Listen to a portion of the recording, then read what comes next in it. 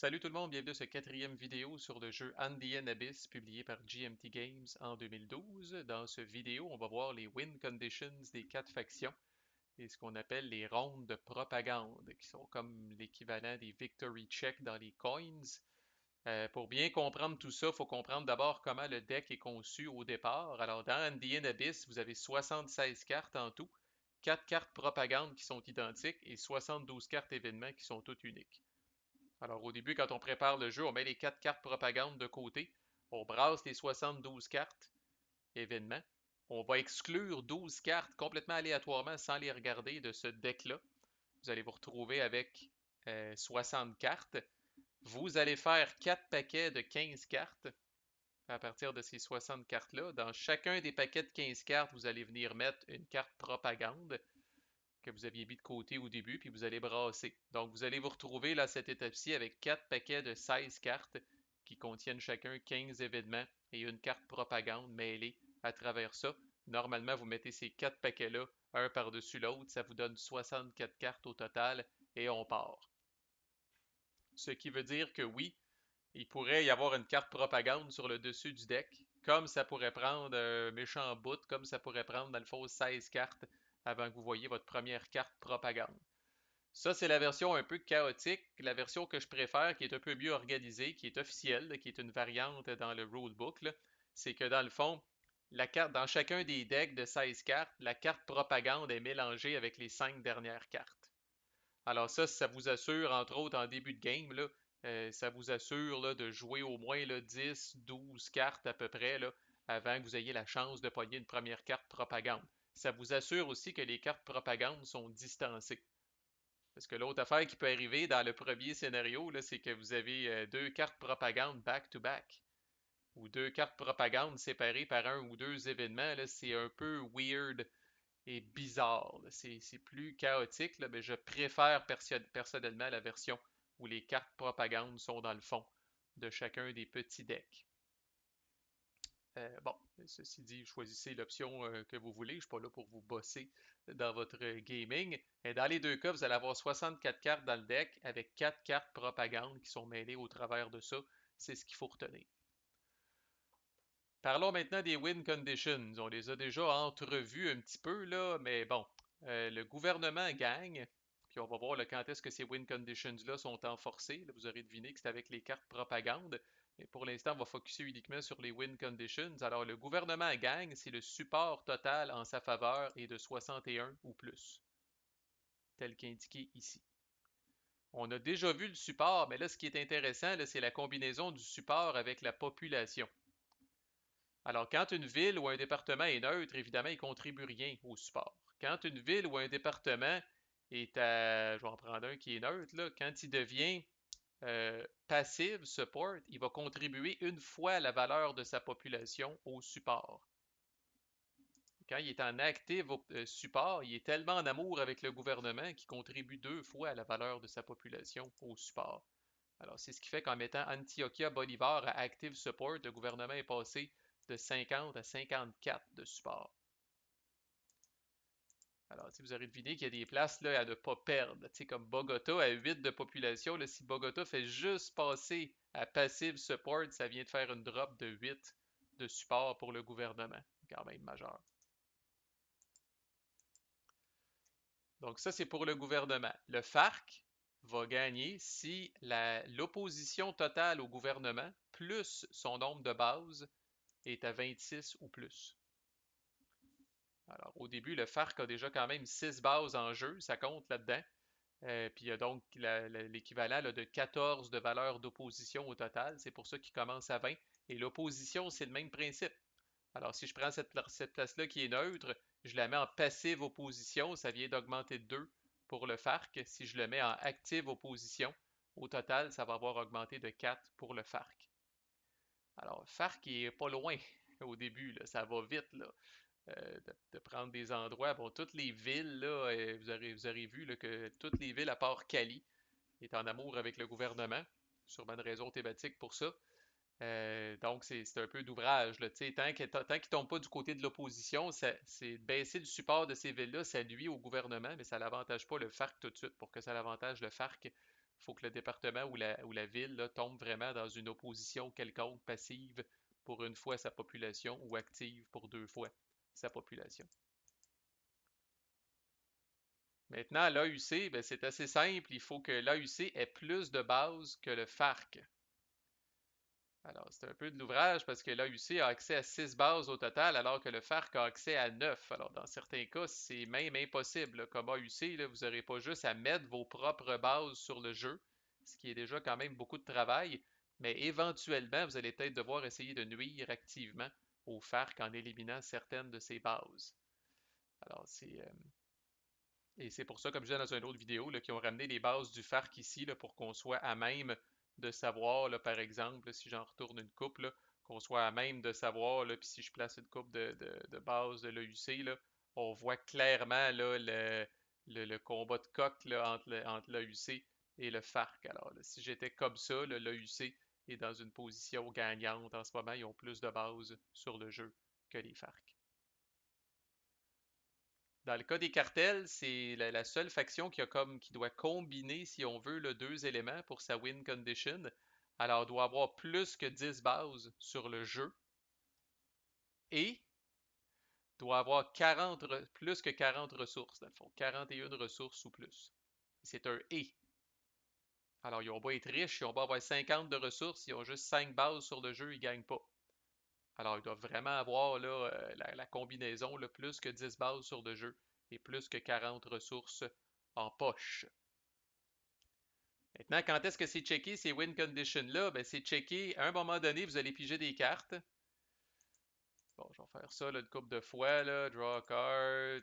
On va faire ça jusqu'à temps qu'on pogne une carte propagande. Je pense que j'avais fait un deck en plus seeded. Fait qu'on est certain que la carte propagande est dans les pas avant là, une 10-12 cartes, là, probablement, là, mais ce sera pas long.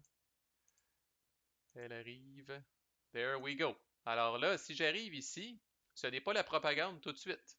Donc là, même affaire, là, les factions qui sont éligibles, comme on a vu dans le vidéo précédent, vont pouvoir faire leurs affaires. Mais là, tout le monde sait qu'une carte propagande s'en vient. Je répète, c'est public, tout ça. Et quand on va avoir fini cette carte-là, on va discarter cette carte-là. Et là, c'est le tour de la carte propagande. Et encore là, je vois la prochaine. Je vois la prochaine, mais là, pour l'instant, on prend un petit break de nos actions, puis on fait la carte propagande.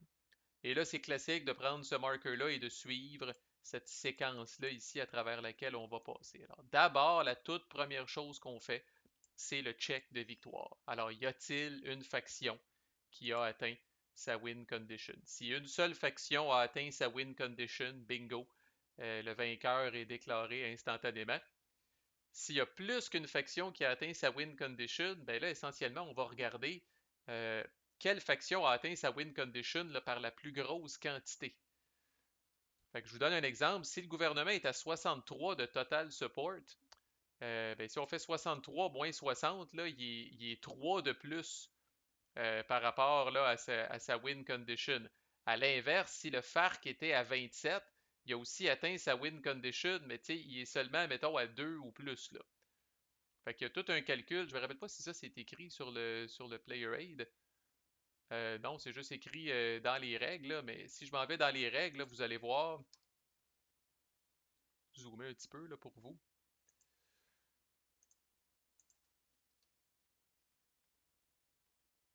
Donc, il y a un calcul là, pour savoir là, finalement qui a réussi le plus. Là, comme je disais, là, si le gouvernement a 63 de support, on prend son support moins 60, ça donne 3. Si le FARC est à 27 de totale opposition plus B6, 27 moins 25, ça donne 2. Ce qui veut donc dire que dans un cas comme ça, le gouvernement gagne parce qu'on va le dire comme ça, il gagne plus encore que le FARC. Okay? Il est encore plus loin, plus éloigné de sa win condition que le FARC. Alors, le gouvernement, c'est son total support, moins 60. Le FARC, c'est opposition plus bases, moins 25. Dans le cas de l'AUC, c'est carrément son nombre de bases moins le nombre de bases du FARC. Puis dans le cas du cartel, étant donné que c'est un et dans son cas, on va prendre là, son nombre total de bases moins 10 et son nombre total de ressources moins 40 et on va prendre le plus petit chiffre. Ça veut dire qu'encore là, si le cartel baigne dans l'argent, puis est à 55 de ressources, 55 moins 40, ça donne 15. Par contre, là, s'il y a tout juste son nombre de bases avec 11, ben 11 moins 10, ça donne 1. Alors, l'espèce de chiffre magique, dans ce cas-là, pour le cartel, c'est 1. Alors, malheureusement pour lui, là, on regarde ces deux win conditions combinés et on prend la plus basse des deux. Mais ça, c'est uniquement en cas de tiebreaker. Souvent, lors d'une propagande nowhere comme celle-là, il va y avoir une seule faction peut-être, probablement pas. Souvent, il n'y en a pas de faction à cause du king-making, comme je disais dans mes autres vidéos. Mais s'il y en a une, souvent, il va y avoir une seule faction qui va arrêter sa win condition. Donc, vous utilisez ces calculs-là uniquement que pour départager les deux factions éventuellement qui auraient atteint leur win condition. À noter que vous devez aussi utiliser ce calcul-là, et c'est surtout là qu'on va le faire, lors de la dernière propagande. Le jeu se termine assurément quand la dernière carte propagande est révélée, même s'il reste des cartes dans le deck. À ce moment-là, dépendamment comment vous avez bâti le deck, ça se peut même qu'il reste 15 cartes dans le deck. Ou ça se peut que ce soit la toute dernière carte. Mais dès que la dernière carte propagande, on check encore est-ce qu'il y a une faction vraiment qui a atteint ses win conditions. Mais si c'est pas le cas, là, on fait tout de suite le petit calcul qui est mentionné dans les règles pour savoir qui gagne. Ça veut dire que là, même si le gouvernement a 58 de support, ben 58 moins 60, ça donne moins 2. C'est peut-être lui qui gagne pareil, c'est peut-être lui qui est le plus proche de sa win condition pareil. Alors on va tout calculer ces chiffres-là et on va voir là, finalement si, qui est le plus proche, même si personne gagne, étant donné que là c'est la fin du jeu. Il faut déclarer un vainqueur, fait qu'on va faire ces calculs-là pour savoir qui est le plus proche. Il n'y a même pas de nul dans ce jeu-là, c'est impitoyable. Si vous avez les deux factions qui arrivent égales suite à ces calculs-là, là, ben, les cartels gagnent en premier, suivi de l'AUC, suivi du FARC, suivi du gouvernement. Alors, aucune notion de victoire partagée dans les coins, là, même si on arrive là, au fil d'arrivée à égalité, là, le jeu va vraiment départager par faction, cartel, AUC, FARC, gouvernement. Fait que ça peut arriver qu'un joueur, par un concours d'événements, il est bien positionné. Là, c'est plus que jamais dans les coins, il faut être là quand le train passe. Alors, vous avez eu un gros événement juste avant une propagande, vous avez fait la totale juste avant une propagande, puis ça allait déjà assez bien, personne n'a eu le temps de vous nuire. Arrive la carte propagande, vous gagnez, mais c'est tough de gagner via une carte propagande qui n'est pas la dernière. Alors, tout le long de la game, on essaye quand même d'être proche de notre win condition pour être en bonne posture quand la dernière carte propagande va arriver. OK, qu'est-ce qu'on fait après avoir checké les conditions de victoire? On va faire ce qu'on appelle le sabotage. Alors, le sabotage, c'est quoi? Si pour chaque lock, et ça vous aurez deviné, c'est uniquement là, si une faction n'a pas gagné, là, sinon c'est terminé. C'est uniquement aussi si ce n'est pas la dernière carte propagande, sinon c'est sûr et certain qu'on finit le jeu. Mais souvent, comme je disais, on révèle une carte propagande, personne n'a gagné, alors on poursuit. Alors, toutes les locks qui ont plus de guérilla que de cubes, donc, plus de guérilla que troupes plus police combinées. Là, quand on dit des cubes, c'est troupes et police. Donc, s'il y a deux guérillas puis une police sur une lock, la lock est sabotée, j'allais dire sabotagée. Et il y a un petit marqueur pour ça, on va venir le mettre là. Vous aurez deviné que cette lock-là ne contribuera pas aux finances du gouvernement. Alors, ça, c'est la première affaire. Ça l'arrive, mais c'est rare. Il faut quasiment qu'un insurgé bon samaritain là, dédie de ces guérillas là, pour aller là. Là. L'autre affaire qui, dans mon expérience, va arriver plus souvent, et ça a beaucoup plus d'impact, si jamais une ville, spécifiquement une ville, est contrôlée par le FARC. Je répète que contrôlée par le FARC, c'est-à-dire qu'il y a plus de pieces du FARC que toutes les autres pieces des joueurs combinés. Alors, dans certaines villes, c'est pas compliqué. Là. Dans ce ville-là, au début, il y a une seule police. Alors, si jamais pour une raison X, le FARC décide de réussir à amener deux guérillas ici, ben ça y est, le FARC contrôle la place. Là, normalement, on mettrait un marqueur non subtil, j'en reviens pas encore, de FARC control.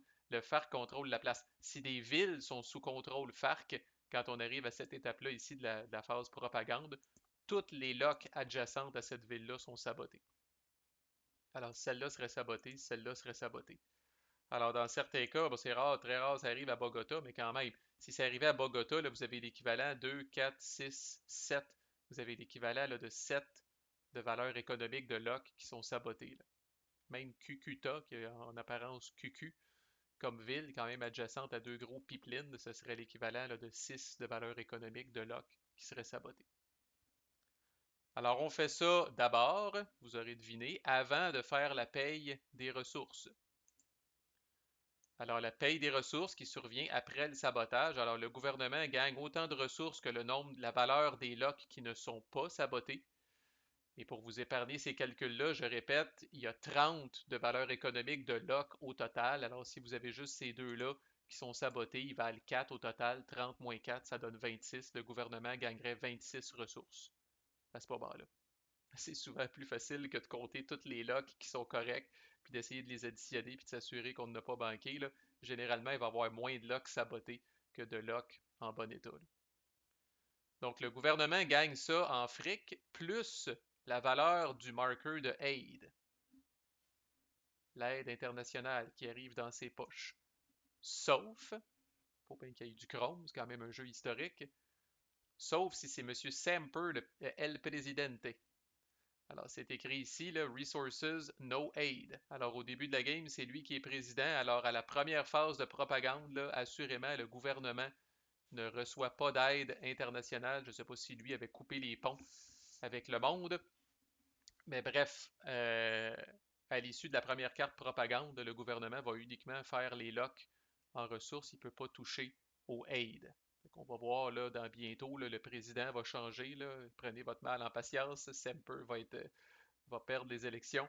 Éventuellement, vous allez pouvoir toucher le aid. Là. Fait qu'au début de la game, à la limite, c'est pas grave si le aid est pas très haut, il réduit un petit peu. Là. De toute façon, vous ne pouvez pas y toucher comme gouvernement. Donc ça, c'est la paye du gouvernement. Le FARC et l'AUC va faire en ressources son nombre de bases.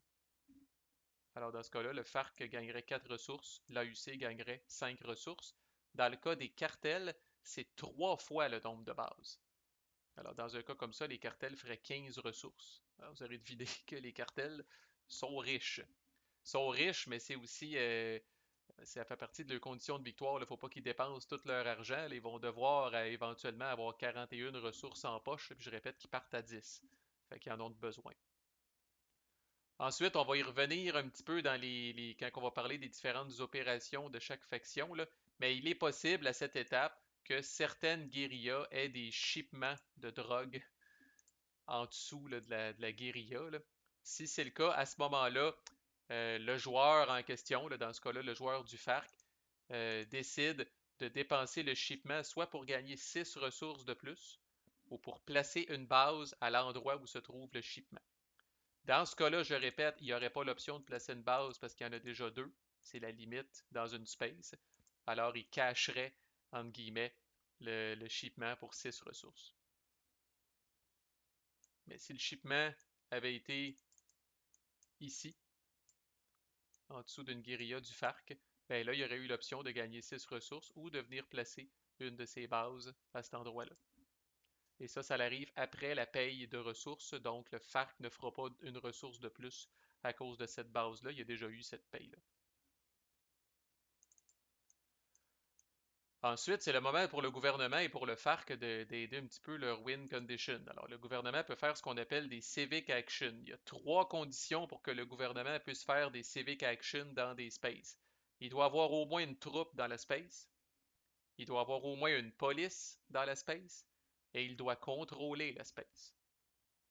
Alors, s'il y a ces 3 facteurs-là réunis, troupe, police et contrôle, et que le gouvernement a du fric, il peut dépenser 3 de ressources pour le temps qu'il veut, le temps qu'il y a de l'argent, il peut dépenser 3 de ressources pour augmenter le support dans la space en question, là.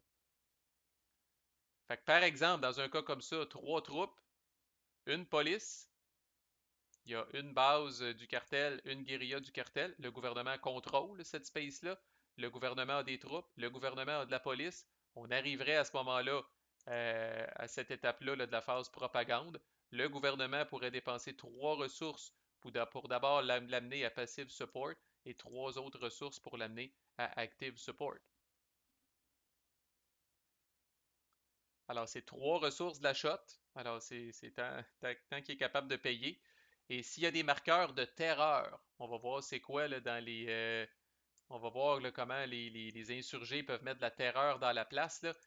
S'il y a des marqueurs terreur, ben, le gouvernement, là, les premières ressources que le gouvernement paye, c'est pour enlever les marqueurs de terreur. Et il peut y en avoir plus qu'un dans la space. Alors, dans un cas comme ça, même situation, oui, le gouvernement peut faire son civic action, mais il doit d'abord payer 3 de ressources pour enlever ce marqueur de terreur-là. Ensuite, 3 ressources pour l'amener d'une shot, 3 ressources pour l'amener d'une autre shot. Alors, juste ça, là, c'est quand même 9 ressources. Là. Ça va vite. Là. Et là, on est sur le bord de commencer une deuxième ronde, si on veut. Là, on peut être 15 cartes avant de voir une prochaine propagande. Gardez-vous un peu de fric, quand même, comme gouvernement. Là. Dépensez pas tout, mais en même temps, vous avez une occasion rêvée pour augmenter le support là, de certaines spaces. Ensuite, c'est au tour du FARC. Donc, tous les endroits où le FARC a le contrôle. That's it. C'est tout ce que le FARC a besoin. Le FARC a besoin d'avoir contrôle de la place. That's it. Le FARC peut dépenser une ressource, doit d'abord enlever les marqueurs de terreur pour une ressource chacun, puis ensuite il peut amener la space là, en opposition. Encore là, la limite souvent est le fric. Alors ici, là, le FARC a le contrôle de la place. Il n'y a pas de marqueur de terreur. Le FARC pourrait payer une, deux, trois et quatre ressources.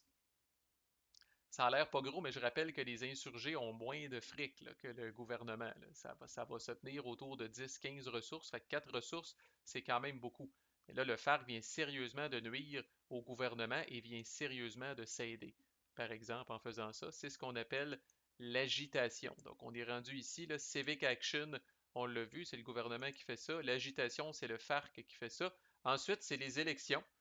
Alors, tout simplement, si le support est à 60 ou moins, OK, fait que là, vous allez dire, ben, c'est sûr qu'il est à 60 ou moins parce qu'à 61, le gouvernement aurait gagné. Tout. Le gouvernement vient de faire des civic action. Alors, après le victory check, le gouvernement fait ses civic action, ça a peut-être amené son support à 65. Si c'est le cas, on ne change pas le président. C'est très thématique, ça veut dire que la population supporte beaucoup le président, alors on garde Semper au pouvoir. Mais dès que le support est à 60 ou moins, ce qui va être le cas par expérience 90% du temps, on change le président. Alors, Pastrana, oui, vous allez pouvoir bénéficier de l'aide. Par contre, bon, Pastrana là, fait en sorte que vous devez, comme gouvernement, placer une zone de FARC. Je répète, vous allez devoir, comme gouvernement, choisir l'endroit où il y a le plus de pieces du FARC, qui n'est pas déjà une FARC zone. Et vous allez venir mettre le marqueur de la FARC zone ici. Si jamais vous avez une base comme gouvernement, elle s'en va. Si jamais vous avez de la police et des troupes comme gouvernement, là, la police et les troupes doivent être redéployées ailleurs et ça devient un sanctuaire du FARC impénétrable par le gouvernement, même via des événements.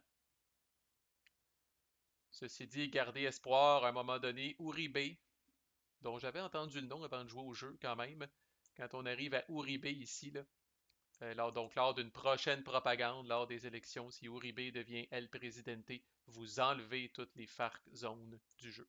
Ça ne veut pas dire qu'il ne peut plus y en avoir d'autres, il y a des événements qui en ajoutent, mais au moment où Uribe devient président, là, la fête est finie, on enlève les FARC zones du jeu. Alors ça, ce sont les élections. Ensuite, Elite Backing, ça concerne l'AUC.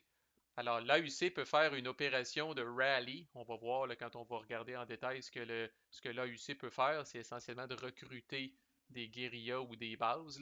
L'AUC peut faire une opération de rally comme l'équivalent d'une limited operation de rally gratuite qui ne coûte pas de ressources dans une space qui n'a pas d'opposition, qui n'est pas contrôlée par le gouvernement et qui n'est pas contrôlée par les FARC. Donc, les options se dividuent. Là, ça peut pas être n'importe quel space qui démontre de l'opposition vers le gouvernement. Ça peut pas être une space qui est contrôlée par le gouvernement et ça peut pas être une space qui est contrôlée par le FARC. Au-delà de tout ça, c'est un rally dans une space gratuit. Ensuite, on tombe ici. Le gouvernement doit redéployer ses troupes. Essentiellement, là, toutes les troupes qui sont sur des locks ne peuvent pas rester là, vont devoir revenir. Toutes les troupes qui sont en campagne dans des départements dans lesquels ne se trouve pas de base du gouvernement. Donc, s'il y avait des troupes, par exemple, ici, qui n'ont pas de base du gouvernement, ces troupes-là doivent vraiment être redéployées. Le gouvernement doit les ramener dans des villes qui sont sous contrôle du gouvernement ou dans des endroits qui ont des bases du gouvernement. Et je répète, le gouvernement n'a pas beaucoup de bases, il n'en a que trois.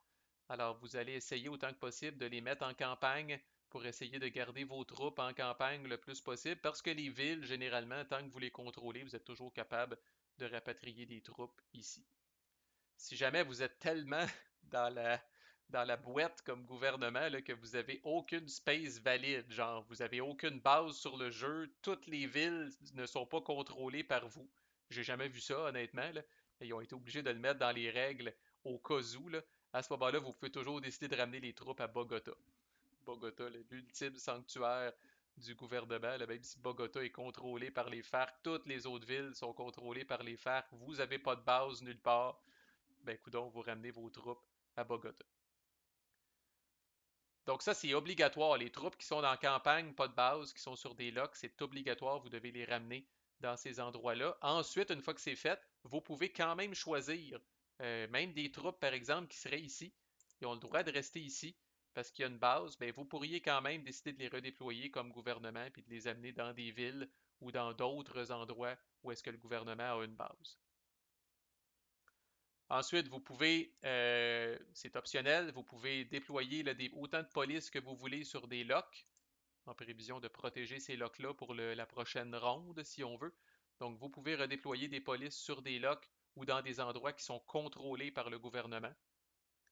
Et une fois que tout ça c'est fait, là, on réajuste les marqueurs de contrôle. Fait que ce n'est qu'une fois que tout ça c'est fait qu'on réajuste les marqueurs de contrôle. Pas moyen de les réajuster là, dynamiquement. Là, il y a comme une photo du contrôle. C'est pour ça que c'est écrit sur la carte ici. Là. Il y a une photo du contrôle qui est comme pris au début de la ronde de propagande jusqu'à temps qu'on ait complètement fini le redéploiement. Donc, même s'il y a des petits changements là, suite aux différentes actions que les gens peuvent faire, là, comme l'ajout de base avec des shipments, le elite backing du AUC qui permet de faire un rally, là, même s'il y a des petits changements comme ça qui sont faits, là, le contrôle est vraiment, on prend vraiment une photo. C'est ce qui est écrit dans les règles. On prend une photo du contrôle au début de la ronde de propagande et ces marqueurs-là de contrôle ne changent pas tant que le redéploiement n'est pas complètement fini.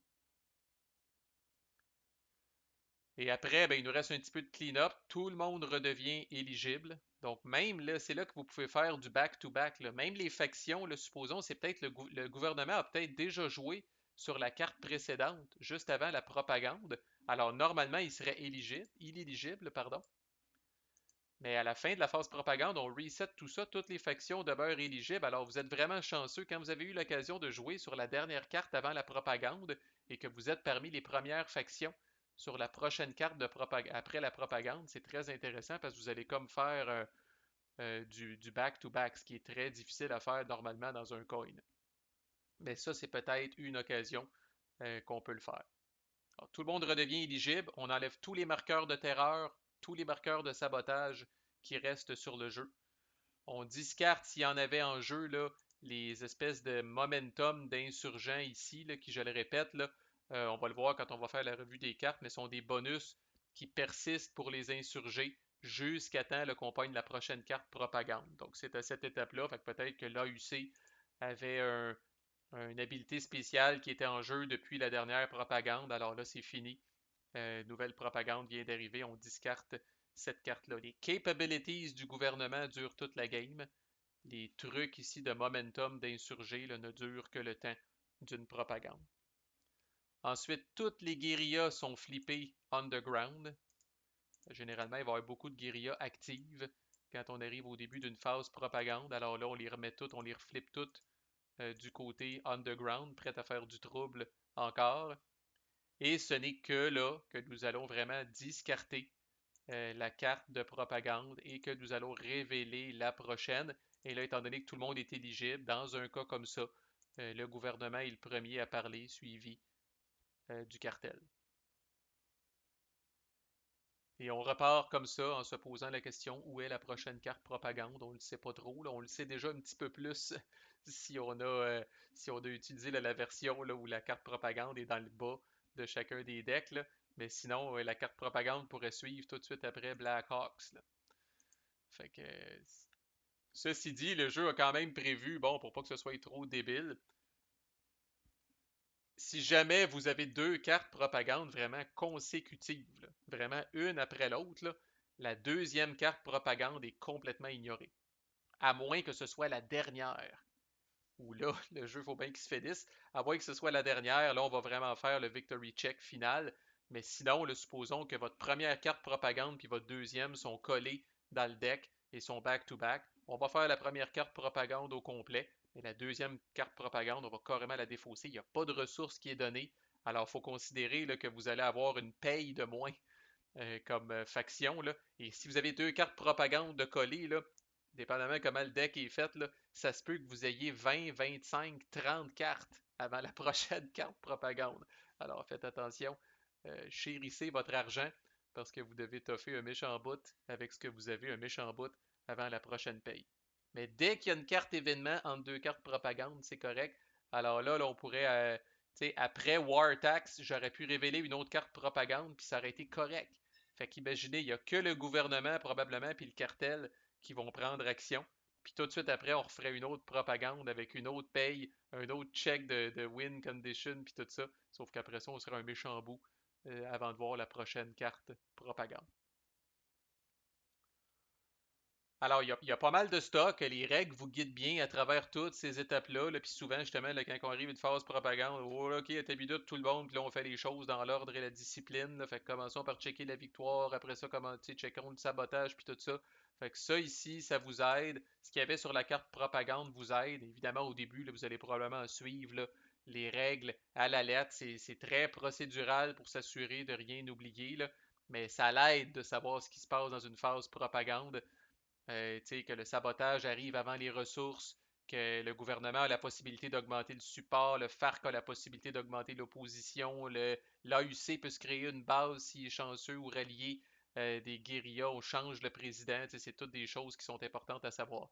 Puis surtout comme gouvernement, là, faut le vivre quasiment une fois, là, le fameux redeploy pour comprendre.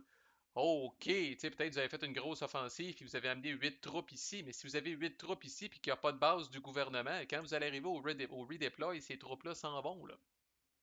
Alors, vous n'aurez plus le contrôle de cette place-là, là. Vous allez laisser le département aux mains des insurgés, probablement, et vous allez devoir là, refaire une action de vous déplacer là pour aller mater les insurgés, là. Donc, le redeploy du gouvernement, là, il y a une petite twist, là.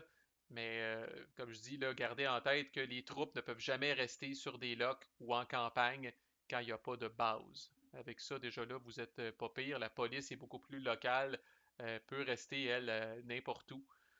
Mais les troupes, vraiment, là, eux autres, reviennent à la maison entre chaque ronde de propagande.